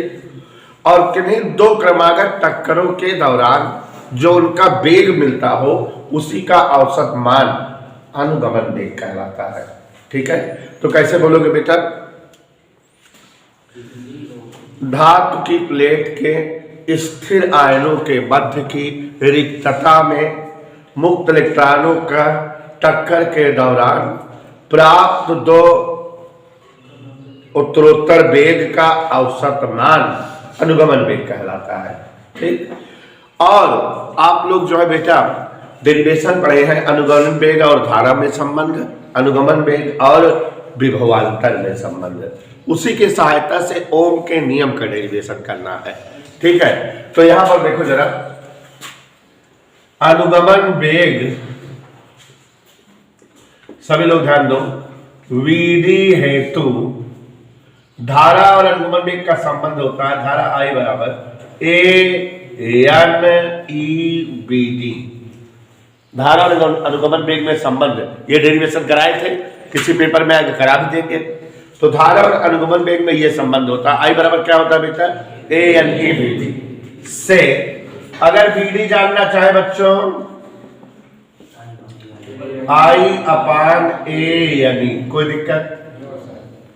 तथा विभवांतर हेतु, अनुगमन वेग और विभवांतर में जब संबंध निकाले थे, विभवांतर हेतु अनुगमन वेग BD बराबर हाफ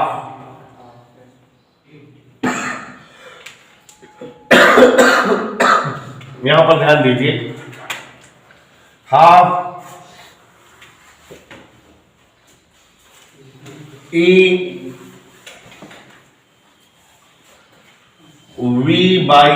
V/L अपान M इंटू टाउ, ये ऐसे होता है। हाफ A टाउ, A मतलब F अपान M, F मतलब QEE इंटू EE मतलब ये पार गया, ये फार्मूला होता है। क्या होता है बेटा? VD बराबर हाफ E अपान M V अपान L इंटू टाउ। अनुगमन वेग और किसमें संबंध है? विभवांतर में।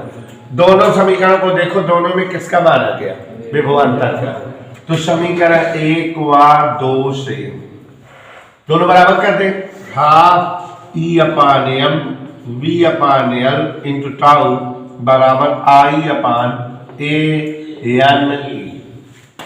ठीक बेटा, नया बेटा यहाँ v है और उधर से i लाओ, v और i एक तरफ कर दें, बाकी सब उधर, तो उधर पूरा पूरा जाएगा। क्या क्या जाएगा? 2 एम एल जाएगा और i तो इधर आ गया है। नीचे देखो क्या क्या है, ए एन ई इतना है और इधर वाला ऊपर वाला नीचे आ जाएगा। क्या क्या नीचे आएगा? ई और टाउ, यही तो नीचे आएगा। एक बार फिर से देख लो, ये v लिखा रहने दिए, उधर से i आएगी, v बटा i, कोई डाउट? v बटा i एक तरफ कर दिए, 2 एम एल ये नीचे से ऊपर चला गया, 2 एम एल, और यहाँ ऊपर से e और टाउ बच रहा था वो नीचे ला दिए, ए यानी था। और आगे वाली लाइन से v अपान i बराबर, सभी लोग देख रहे हैं कि नहीं? समझ में आ रहा है? 2m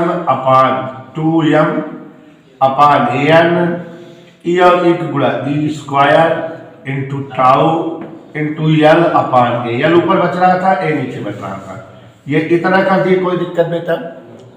अब किसी धातु हेतु, यहां पर ध्यान से देखो,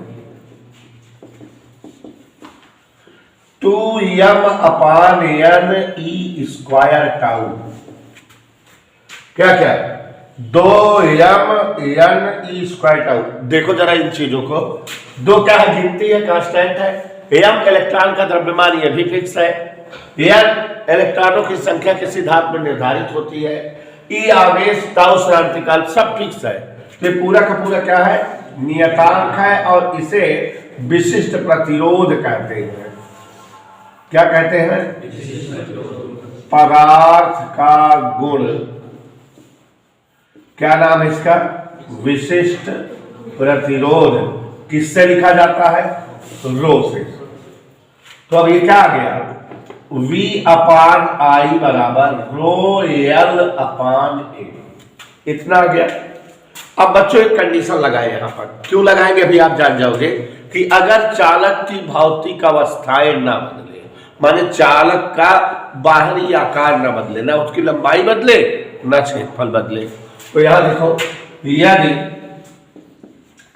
चालक की, ध्यान से देखना, भौतिक अवस्थाएं, भौतिक अवस्था मतलब बेटा बाहरी आकार एल व ए ना बदले, माने अगर हम मान लें कि ये भी कांस्टेंट है, कौन कौन चीज?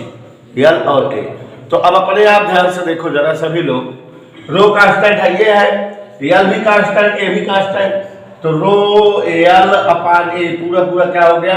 नियतांक। नियतांक हो गया कि नहीं? और मान ली ये आर है, क्या हो गया? आर से लिख दे, पी से लिख दे, कुछ से, तो v अपान आई बराबर क्या आ गया? आर। तो v बराबर आर आई, तो इंप्लाइज v प्रोपोर्शनल आई, बराबर और नियतांक तब लगता है जब समानुपाती है। तो अब इसको लैंग्वेज में पढ़ो, पढ़ा जाए इसको लैंग्वेज में, कैसे पढ़ा जाएगा? यदि चालक की भौतिक अवस्थाएं ना बदले तो चालक के सिरों का विभवांतर चालक में प्रवाहित धारा के समानुपाती होता है, और यही ओम का नियम है। इसी को क्या कहते हैं? सिद्ध हो गया ना। तो हम इसको बोल भी देंगे, अर्थात किसी चालक की, भाई ऐसा तभी हुआ जबकि ये शर्त लगाया हमने, इसलिए शर्त भी लगाया कि ओम का नियम बने, किसी चालक की भौतिक अवस्थाएं ना बदले तो चालक के सिरों के मध्य का विभवांतर चालक में प्रवाहित धारा कि क्या होता है? यही क्या है? सिद्ध हो गया ना। यही ओम का नियम है कि नहीं बेटा? सिद्ध हो गया कि नहीं? सिद्ध हो गया ना। तो इस तरह से बच्चों ये जो है अनुगमन गति के आधार पे ओम का नियम सिद्ध हो गया। अनुगमन वेग लिख लीजिए जरा, पहले अनुगमन वेग है, निकाल कर लिख लीजिए अनुगमन वेग। अनुगमन वेग, बोले बेटा।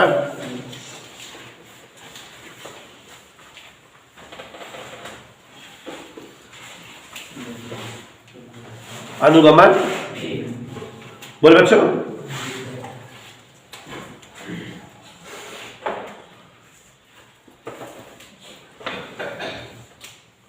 अनुगमन गति करते हुए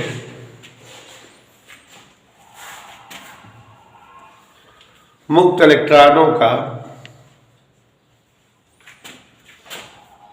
किन्हीं दो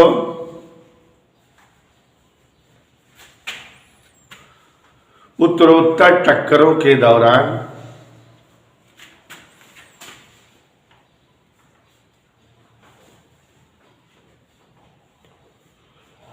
प्राप्त वेग का औसत मान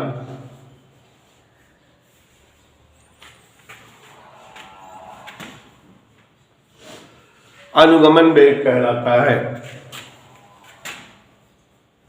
प्रश्नोत्तर नंबर 4 का गा, सभी लोग ध्यान से सुनिए। यशपाल रेड्डी, विवर्तन तथा व्यतिकरण में क्या अंतर होता है? 4 का गा, सभी लोग ध्यान से। व्यतिकरण और विवर्तन में क्या अंतर होता है? कॉलम बनाइए जल्दी से, कॉलम बनाइए। एक तरफ लिखिए व्यतिकरण, एक तरफ विवर्तन। एक तरफ लिखिए व्यतिकरण और एक तरफ यशपाल विवर्तन। एक तरफ व्यतिकरण लिखिए, एक तरफ विवर्तन लिखिए। व्यतिकरण वाले में लिखिए। सब जान रहे हो, आप समझ रहे हो। दो कला संबद्ध, भाई उसमें दो कला संबद्ध स्रोत की जरूरत पड़ती है और इसमें झेर्रे की। दो कला संबद्ध स्रोतों से, दो कला संबद्ध, तेज लिखो, दो कला संबद्ध स्रोतों से आने वाली प्रकाश तरंगों, आने वाली प्रकाश तरंगों के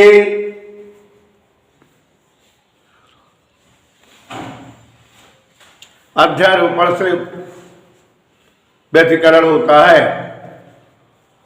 अध्यारोपण से व्यतिकरण होता है।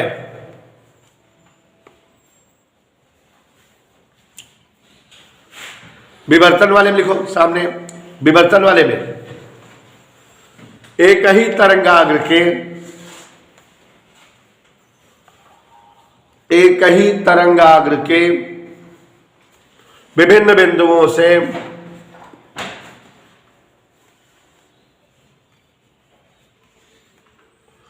आने वाली द्वितीयक तरंगिकाओं,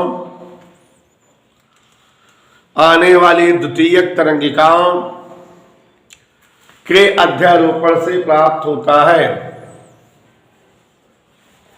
ये हेडिंग बेटा फेयर कॉपी में भी लिख लेना। विवर्तन वाला चैप्टर जो पढ़ा है उसमें भी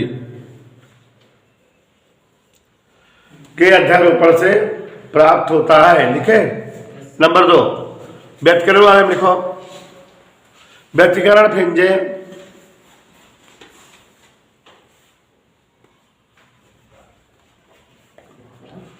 व्यतिकरण फ्रिंजे एक ही चौड़ाई की हो भी सकती है, नहीं भी, मतलब उनकी चौड़ाई बराबर भी रहे, अलग अलग भी। व्यतिकरण फ्रिंजे एक ही चौड़ाई की हो भी सकती है, नहीं भी। व्यतिकरण फ्रिंजे एक ही चौड़ाई की हो भी सकती है, नहीं भी। विवर्तन में लिखो। विवर्तन फ्रिंजे, विवर्तन फ्रिंजे कभी भी एक ही चौड़ाई की नहीं हो सकती। ऐसा लिखते रहो बेटा। विवर्तन फ्रिंजे एक ही चौड़ाई की नहीं होती। नंबर 3 व्यतिकरण प्रतिरूप में, व्यतिकरण वाले में लिखो। व्यतिकरण वाले में व्यतिकरण प्रतिरूप में सभी दीप्त फ्रिंजों,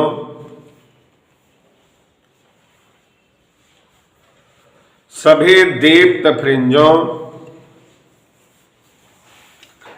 की तीव्रता समान होती है।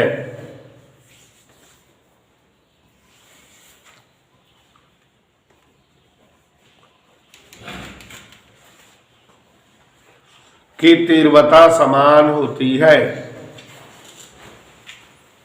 इसमें लिख दो, विवर्तन प्रतिरूप में तीव्रता घटती जाती है।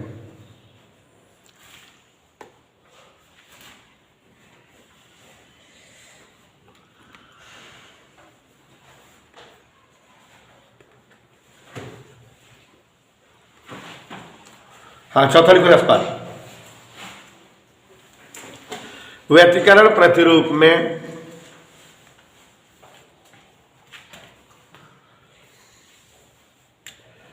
अदेप्त फ्रिंजों की तीव्रता बहुत कम या शून्य होती है।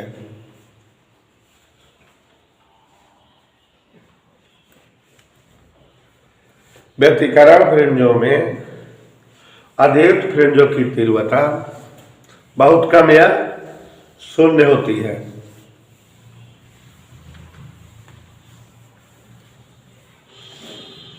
बहुत कम या शून्य होती है। इसमें लिखो बेटा, विवर्तन प्रतिरूप में, विवर्तन प्रतिरूप में निम्नलिखित की तीव्रता कभी भी शून्य नहीं होती। हाँ, इसमें निम्नलिखित उच्च से बोला जाता है ना, विवर्तन वाले में बताए तो थे, कभी भी शून्य नहीं होती। अंतर हो गया ना बेटा। देखो अब इसमें देखो और भी कुछ कह रहा है कि एक स्लिट द्वारा माने एकल झिल्ली द्वारा प्रकाश के विवर्तन प्रतिरूप में केंद्रीय उच्चिष्ट की चौड़ाई का सूत्र। देखो एक चीज बेटा, अभी अभी हमने 2 दिन पहले एकल झिल्ली द्वारा जो है स्लिट का विवर्तन प्रतिरूप का पर्दे पर प्राप्त करने वाला फिगर बनाया था, वही बना लेना है। कौन वाला फिगर याद करो, याद करो कौन वाला कह रहे हैं, कौन वाला कह रहे हैं बेटा, याद आया? ये जो याद करो, ऐसे एक जो है पर्दा था XY स्लाइड, और जिसमें जो है बीचों बीच में क्या बना दिए थे, झिर्री, बड़ी झिल्ली दिखाए थे कि जिससे चित्र क्लियर हो जाए। और इस झिल्ली के इस तरफ जो है एक उत्तल लेंस रखे थे, याद आया जो है, और दूसरी तरफ भी एक उत्तल लेंस रखे थे, याद आया कि नहीं? यहाँ पर क्या था बेटा, पर्दा, यहाँ पर जो है स्रोत था, एक वर्णीय प्रकाश स्रोत अनंत थे, यहाँ प्रकाश की किरणें आई ऐसे, याद आ रहा है कि नहीं? याद आया? अनंत से आने वाली किरणें मुख्य अक्ष के समांतर चलती हैं, तो ये अनंत से आपतित किरणें समांतर अपवर्तित हुई, ये ऐसे, और यहां पर झिर्री AB थी, इसकी चौड़ाई क्या थी, E।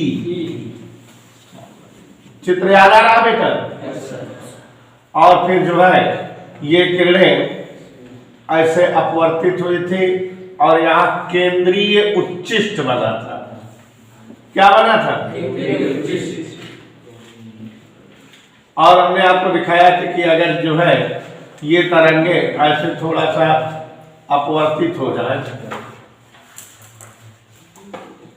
तो पर्दे पर जहां मिलेंगी वहीं पर जो है केंद्रीय निम्निष्ठ, याद आया कि नहीं? चित्र याद आ गया बेटा? तो यही वाला बना देना है बेटा, हमने रफली फिगर बना दिया, ठीक है? बोलो हाँ, बोलो हाँ सर। अथवा वाला प्रश्न देखो, अथवा वाला इसी का 5गा का अथवा क्वेश्चन देखो, हम जोर से पढ़ दे रहे हैं, आप लोग ध्यान सुनिए। क्या है जरा यशपाल रेड्डी, माइलस नियम क्या है? देखो बेटा, ये ध्रुवण वाले चैप्टर का है जो इन द कोर्स नहीं है, कोरोना चाचा ले गए। समतल ध्रुवित प्रकाश वगैरह है ना, हाँ तो खत्म हो गया है। घा देखो, बंधन ऊर्जा का वक्र बनाइए, इसके आधार पर निम्नलिखित को स्पष्ट कीजिए। नाभिकीय विखंडन, नाभिकीय संलयन। तो आप लोग नाभिकीय विखंडन भी जान रहे हो बेटा, और नाभिकीय संलयन भी। तो नाभिकीय विखंडन क्या होता है किसी भारी नाभिक का 2 या 2 से अधिक हल्के नाभिकों में विभक्त हो जाना नाभिकीय विखंडन कहलाता है। और 2 हल्के नाभिकों का परस्पर जुड़कर बड़ा नाभिक बना लेना नाभिकीय।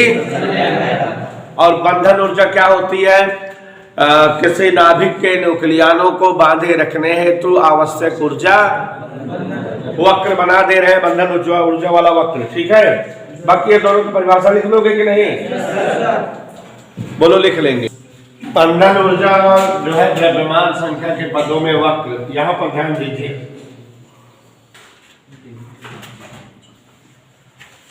ये हम चाचा ग्राफ बना रहे हैं। क्या बना रहे हैं बेटा? द्रव्यमान संख्या और बंधन ऊर्जा के बीच में द्रव्यमान संख्या, बोलो नहीं, और इधर क्या रहेगी?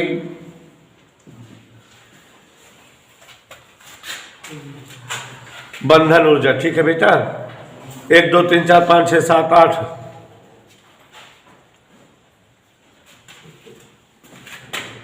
20 40 60 80 100 120 140 1 2 3 4 5 6 7 8 ऐसे। एक तरफ जो है हमने क्या बना दिया बेटा?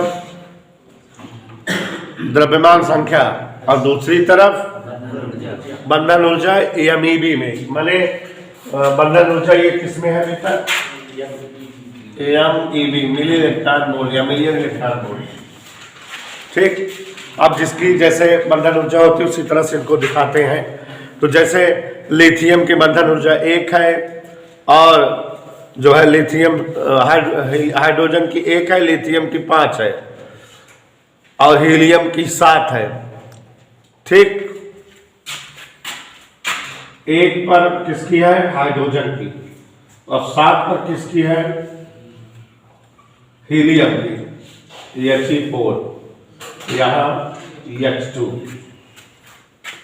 दिखा। और जो है 5 के पास लिथियम की है। किसकी है बेटा? Lithium, Li7 lithium. फिर उसके बाद कार्बन की 8 है, ये यहां हीलियम लिखे हैं। कार्बन की 8 C12 किसकी दिखाए बेटा? कार्बन की। नाइट्रोजन की फिर 7 है, ऑक्सीजन की 9, नाइट्रोजन की 7,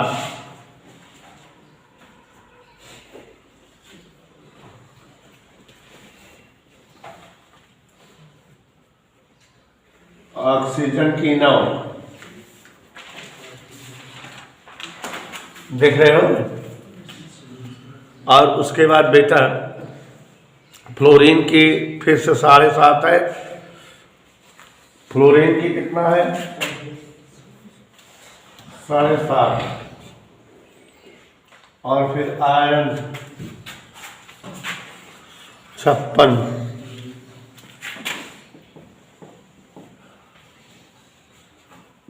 यूरेनियम। ये बंधन ऊर्जा वक्र है। इधर क्लियर? याद कर लो भाई, याद करना रहेगा, ठीक है। देख लीजिए जरा, यदि हम द्रव्यमान संख्या को x अक्ष पर और बंधन ऊर्जा प्रति MeV, न्यूक्लियान प्रति MeV को y अक्ष पर व्यक्त करें तो इसे ही बंधन ऊर्जा का जो है वक्र या बंधन ऊर्जा द्रव्यमान संख्या का वक्र कहते हैं। और जैसे कभी ये रखना पड़ेगा बेटा, हाइड्रोजन की बंधन ऊर्जा 1 MeV होती है, तो देखो यहाँ हाइड्रोजन दिखा दिए। फिर हीलियम की 7, फिर लिथियम की जो है 5 के लगभग, फिर कार्बन की 8, नाइट्रोजन की 7 के लगभग, ऑक्सीजन की 9 से ज्यादा, फ्लोरीन की 7.5 के लगभग, और ऐसे जो है ये वक्र बन गया ऐसे। इधर क्लियर बेटा? और इसी में पूछा है नाभिकीय विखंडन। तो नाभ के विखंडन की परिभाषा हमने बता दिया बेटा, किसी भारी नाभिक का न्यूट्रॉन कणों की बमबारी होने पर 2 या 2 से अधिक हल्के नाभिकों में टूट जाना नाभ के विखंडन कहलाता है। नाभ की संलयन क्या बताया आयुष प्रजापति के हल्के नाभिकों का जुड़कर बड़ा नाभिक बना लेना नाभ की संलयन कहलाता है। क्या आप इसको लिखा है कि लिख लोगे आप लोग? प्रश्नोत्तर नंबर 5 का अंगा, 5 का अंगा।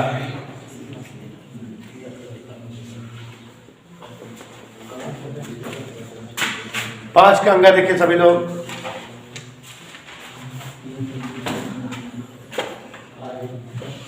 पीएन संधि डायोड में निम्नलिखित का परिपथ आरेख खींचकर उसके गुण बताओ। पहला है अग्र अभिनति और दूसरा है पश्च अभिनति।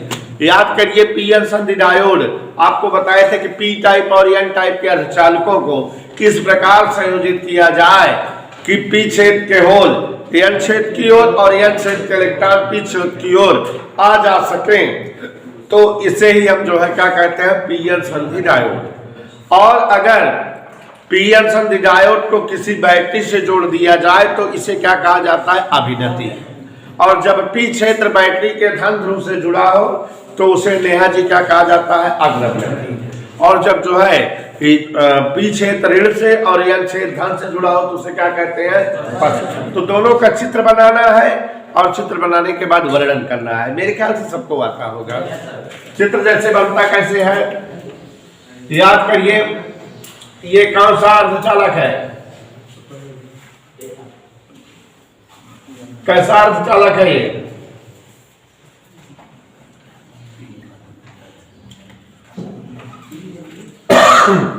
अब बता पाओगे कि ये पी टाइप का अर्धचालक है। और इसमें कौन सा अर्धचालक जोड़ते हैं, एन टाइप का। तो ये अब एन टाइप का अर्धचालक हो गया।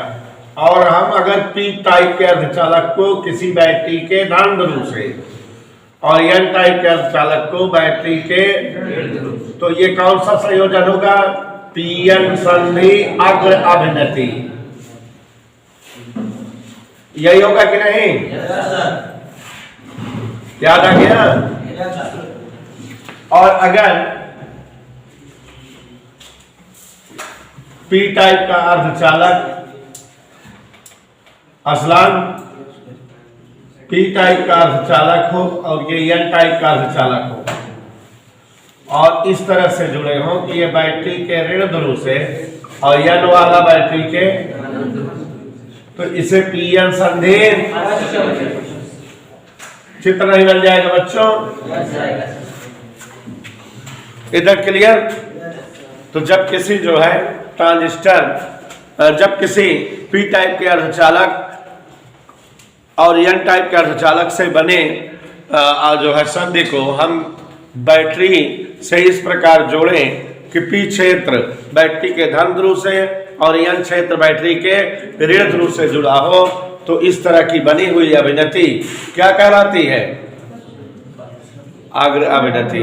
और जब जो है पी टाइप बैटरी के ऋण से और एन टाइप धन से जुड़ा हो तो उसे पश्च अभिनति कहते हैं। इनकी क्रिया विधि वगैरह आप बता लोगे कि नहीं, कैसे बताओगे कि पी टाइप के होल बैटरी के धन ध्रुव से प्रतिकर्षित होते हैं और इसलिए इनकी जो है गति किधर होने लगती है, एन क्षेत्र की ओर। और ऐसे ही एन क्षेत्र के इलेक्ट्रॉन बैटरी के ऋण ध्रुव से प्रतिकर्षित होते हैं और ये पी क्षेत्र की ओर आने लगते हैं। और अगर कोई एक भी होल या इलेक्ट्रॉन आपस में संयुक्त हो जाए तो वे एक दूसरे के अस्तित्व को, और इस प्रकार यहाँ एक होल और एक इलेक्ट्रॉन की क्या बन जाएगी बेटा, कमी बन जाएगी। और एक होल और एक इलेक्ट्रॉन की जब कमी बन जाती है तो जैसा कि आपको हम बताए हुए हैं कि यहाँ अर्धचालक में एक साथ संयोजक बंध टूट जाता है, एक होल और एक जो है इलेक्ट्रॉन बनते हैं। तो अगर यहाँ इलेक्ट्रॉन बना तो बैटरी के धन ध्रुव की ओर आने लगता है। तो जब ये बैटरी के धन ध्रुव की ओर आने लगता है तो यहाँ से धारा जो है इधर की ओर बहने लगती है और होल एन क्षेत्र की ओर आकर्षित होते हैं, ठीक है। और इस तरह से जो है बहुसंख्यक आवेश के कारण और अल्पसंख्यक आवेश के कारण धारा प्राप्त होती है। अगर अभिनति पर पीएन संधि सुचालक होती है। इसी का उल्टा जैसे समझाया था इसमें बोल दोगे कि जो है यहाँ होल बैटरी के ऋण ध्रुव की ओर आकर्षित होते हैं और इलेक्ट्रॉन धन ध्रुव की ओर आकर्षित होते हैं। कोई भी होल या इलेक्ट्रॉन जो है अर्धचालकों में नहीं प्रवाहित होता, माने यहाँ पर पश्च अवनति में ये जो है विद्युत के कुछ अलग होते हैं। इधर क्लियर? यहाँ बहुसंख्यक आवेशों के कारण धारा प्रवाह नहीं होती, अल्पसंख्यकों के कारण अल्प धारा बहती होगी। इधर क्लियर? समझ आया? तो हम प्रश्न नंबर कौन से पहुंच गए यशपाल रेड्डी? हाँ, छठा प्रश्न पहुंच गए। सभी बच्चे ध्यान से देखें। कांच तथा हीरे के अपतनांक, ध्यान से देखिएगा सभी लोग, बहुत अच्छा प्रश्न है। प्रश्नोत्तर नंबर 6 का कांच तथा हीरे के अपतनांक 1.5 और 2.54 है। कांच ANG कितना दिया है? 1.5। हीरे का अपतनांक AND 2.4। कोई डाउट बेटा? वायु के सापेक्ष कांच का, वायु के सापेक्ष हिरुआ का अपतनांक दिया है। कांच तथा हीरे में प्रकाश की चाल का मान बताओ। किसमें चाल बतानी है? कांच में बतानी है और हीरे में। तो देखो बेटा, तुम जानकार हो नेहा, तुमको अच्छी बात समझ में आनी चाहिए। किसमें चाल बतानी है? कांच में। वेलोसिटी इन कांच C/N सूत्र होता है। क्या सूत्र होता है बेटा? क्या होता है? V बराबर। तो अब यहाँ पर किसका अपतनांक लिख देंगे बेटा? कांच का, क्योंकि कांच में चाल बतानी है। C का मान क्या होता है हमसे पूछो, और इसको किससे भाग दे दें? क्या आ जाएगा? 1.5 दूनी 3। और चाल जो है डायमंड में पूछ रहा है। फिर वही सूत्र बेटा C/, अब की बार क्या लिख देंगे? नहीं मानोगे? तो 3 × 10⁻8 वायु में चाल है, और अपतनांक 2.4। दशमलव उठाओगे 30/24, 6 35, 6 चौको 24, 5/4, 1.25 × 10⁻8। कोई डाउट बेटा? समझ आया? तुम चाल में गड़बड़ा जाते हो। फिर देखा कह रहा है हीरा का कांच के सापेक्ष अपतनांक। दूसरा देखो, हीरा का कांच के GND पूछ रहा है। इधर देखो इसे, क्या पूछ रहा है? GND, कांच के सापेक्ष हिरुआ का अपतनांक। आपको बेटा यशपाल किसी दिन सूत्र बताए थे कि बाद वाला अपतनांक ऊपर रहता है AND और पहले वाला नीचे। नहीं समझ में आया बेटा? AND कितना है? जोर से बोलो। और ये 0.3 24 3 5 8 दूनी। समझ है? देखो कितना 44 सवाल थे। परम अपवर्तनांक से क्या समझते हो? तीसरा, ये आपको बेवकूफ बनाया है। अपवर्तनांक जो है आप बता सकते हो। परम अपवर्तनांक माने वायु के सापेक्ष और किसी माध्यम के सापेक्ष अपवर्तनांक का अनुपात निरपेक्ष अपवर्तनांक या परम अपवर्तनांक कहलाता है। ठीक है? क्या बोलो बेटा? वायु के सापेक्ष अपवर्तनांक और किसी माध्यम के सापेक्ष अपवर्तनांक का अनुपात निरपेक्ष या परम अपवर्तनांक कहलाता है। हाँ, हम अथवा वाले प्रश्न में आ गए। यशपाल, अथवा 5 नंबर का है सर। 5 नंबर का प्रश्न है, संयुक्त सूत्रदर्शी द्वारा स्पष्ट डिस्क की न्यूनतम दूरी पर प्रतिबिंब बनने की स्थिति में किरण आरेख बनाइए और इस स्थिति के लिए आवर्धन क्षमता के सूत्र का व्यंजक भी स्थापित करिए। अच्छा, इसको मैं करा रहा हूं संयुक्त वाला। पहले उसके पहले देखो जरा नेहा, सवाल नंबर 7 देखो, प्रकाश विद्युत उत्सर्जन की शर्तों का उल्लेख करिए। तो बेटा जो प्रकाश विद्युत उत्सर्जन के नियम बताए हैं वही बताना है बेटा। 5 नियम बताए हैं, 5 नियम लिखना है। आप लिख के आओगे, हम आगे पेपर होमवर्क दे रहे हैं। ये सवाल भी कारफलन वाली प्रकाश विद्युत प्रभाव की है। देखो